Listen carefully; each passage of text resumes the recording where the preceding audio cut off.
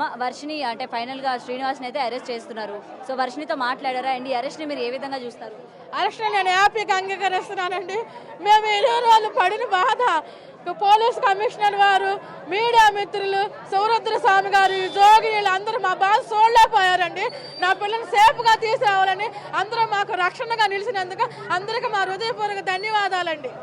వర్షినితో ఏమైనా ఫోన్లో మాట్లాడడం కానీ పోలీసులు మీ చేత మాట్లాడించడం కానీ ఏమైనా చేశారమ్మా ఈ గ్యాప్లో? చేయలేదండి. ఫోన్ చేయలేదా? చేయలేదు. ఆమె రెండోసారి నా దగ్గరికి వస్తే తల్లిదండ్రుల బంధము అందరి బంధం తెంపేసేస్తాను, ఎవరితో మాట్లాడను, ఏకంగా నా సొంతం చేసుకుంటాను అని మమ్మల్ని బెదిరిస్తుందండి. అంటే మీతో అసలు మాట్లాడనివ్వదంటండి. ఎవరు శ్రీనివాస్ అన్నాడా? శ్రీనివాస్ అన్నాడండి. శ్రీనివాస్ జైల్లో ఉన్నాడు కదా, వాడికి ఇంకా ఉరిశిక్ష పడాలండి. నా కూతురే కాకుండా ఇంకా చాలా మంది, ఆ రాధిక నామంగా చూస్తే నాకు మాకు చాలా వేసిందండి. ఆ పిల్లని ఇంకా ఇంకా 4-5 ఉన్నారండి. ఇలాంటి ఆడవాళ్ళు మోసపోకుండా ఈ సమాజానికి పట్టిన చీడ పురుగుని ఎన్కౌంటర్ చేసి చంపాలని నేను అనుకుంటున్నాను. కానీ ఇక్కడ ఒకటమ్మా, స్టార్టింగ్ నుంచి కూడా తప్పు మీదే అంటున్నారు. ఎందుకంటే వాడిని ఎవరైనా మనిషిని చూస్తేనే భయంకరంగా ఉన్నాడు, దూరం నుంచి దగ్గరికి వెళ్ళడానికి కూడా ఇష్టపడలేదు. అలాంటి వ్యక్తిని ఇంటికి తీసుకొచ్చి పెట్టుకున్నారు కాబట్టి ఇవాళ మీరు ఇలాంటి లెసన్ నుంచి ఏం నేర్చుకున్నారు? ఇలాంటి వాళ్ళని ఇంటికి తీసుకురావడం ముందు మీదే తప్పంటారు. మాతాంగి అని ఒక మాతాంగి వేషంలో వచ్చిందండి. నరరూప రాక్షసుడు అని మేము అనుకోలేదండి. మాతాంగి అని మేము పూజ చేయడం జరిగిందండి.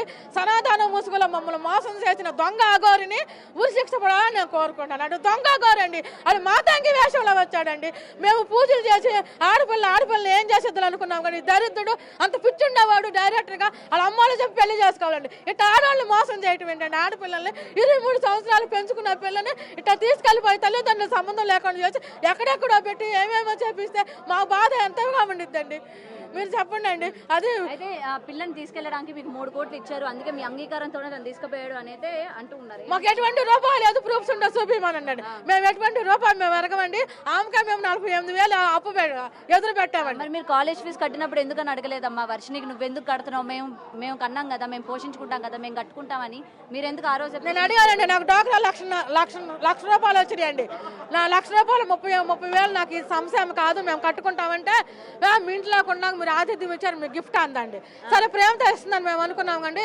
ఈ 30,000 ముసుగులో నా పిల్లల్ని తీసుకెళ్ళిపోయి నా పిల్లల్ని బలి చేసుకునేదని నేను అనుకోలేదండి. ఓకే, సో ఇన్ని రోజులు వాళ్ళు యూపీలో ఉన్నారని అయితే తెలుస్తోంది కదా. సో ఇన్ని రోజుల్లోని మీకు ఏమైనా సీక్రెట్గా వర్షిని ఫోన్ చేయడం కానీ, ఇక్కడ పరిస్థితి ఈ విధంగా ఉందని చెప్పడం కానీ ఏది కూడా జరగలేదా? ఏమీ లేదు. ఏమీ లేదు. అసలు తల్లిదండ్రులు ఊసే లేదండి. అమ్మాయికి కొత్త ఫోన్ కొనిచ్చాడు, అది తెలుసా మీకు? మాకు తెలియదండి. తీసుకుని ఐఫోన్ కొనిచ్చి లాగేసుకున్నాడు. ఫోన్ లేకుండా వచ్చింది పిల్ల, మళ్ళీ ఏమైనా కొనిచ్చాడో నాకు తెలియదు. ఎందుకంటే అందరికి ఒక డౌట్, అక్కడి నుంచి ఇక్కడ వరకు అంత దూరం ఒక ఆడపిల్ల వచ్చిందంటే ఏ ధైర్యంతో వచ్చింది, డబ్బులు ఎక్కడి నుంచి వచ్చాయి, ఎవరు? ఏమీ లేదండి. వాడు నేను మంత శక్తి చంపేసేస్తాను, మీ ఫ్యామిలీ నాశనం చేస్తానని పిల్లలు భయపెట్టాడండి. ఆ విషయాలు చెప్పి నాతో ఏడవటం జరిగిందండి. అమ్మాయిని భయపెట్టాడు, కడుపులో మరుగు మంది ఇచ్చాడు, వశీకరణ చేశాడు, వశపరుచుకున్నాడు. దొంగ ఆగోరి ఇట్లా పిల్లకి డ్రగ్స్ కూడా ఇచ్చాడని మాకు అనుమానం అండి. డ్రగ్స్ ఇచ్చిన అన్ని మీ ఇంట్లో ఉన్నప్పుడే జరిగినాయా? బయటకు వచ్చిన తర్వాత జరిగండి. మా ఇంట్లో ఉన్నప్పుడు ఏమి ఇవ్వలేదు? ఏమి లేదు. ఫుడ్ లో కలిపి ఇవ్వడం ఏమి లేదు. వేరు తినేవాళ్ళు, సపరేట్ తినేవాళ్ళు. పాపకు నా ఎగిరే కూర్చొని తినేది. వాడు ఏం తినేవాడు? వాడు చికెన్ బిర్యానీ రప్పించుకున్నాడు. చికెన్ బిర్యానీ తినేవాడు. అప్పుడు కూడా మీకు అనుమానం రాలా? సనాతన ధర్మం అంటున్నాడు, దేవుడు అంటున్నాడు, చికెన్ బిర్యానీ తినడం ఏంటని మీరు ఏం క్వశ్చన్ చేయలేదు? అంటే మేము బయటకు వచ్చినప్పుడు ఇట్లా తింటాము, ఇప్పుడే తినేది, శ్మశానాలు అంటే మాకు కుదరదు అని చెప్పడం జరిగింది. అడిగామండి. ఇన్ని పసుపు తాళ్ళు ఉండేయండి, పసుపు కమ్ములు. ఏంటి నీ బొంద, నువ్వు అసలు నువ్వు వెళ్ళిపో ముందలా, ఈ పసుపు తాళ్ళు ఏంటి ఏంటంటే అవి ఏమైనా ప్రేమ జంటలు వస్తారు, మాత ఆశీర్వదించమని వాళ్ళ కడతాకనని అబద్ధాలు మాటలు చెప్పిందండి. సో మీరు అందరూ అంగీకారంతోనే పెళ్లి జరిగిందని మీ అమ్మాయి చాలా సార్లు చెప్పింది. దానికి చెప్పు తగ్గిద్దని చెప్పండి అండి. మా అమ్మాయికి అది భయపడితేనే ఏడ్చింది. మరుగు మందు ప్రభావంలో వశీపరుచుకుని వశీకరణ చేసి నాకు సపోర్ట్ పలుకు, నా అంతటా నేను మేజర్, నేను వెళ్తానని కాగితం రాసి రమ్మని ఆడియో కాల్ దొరికిందండి మాకు.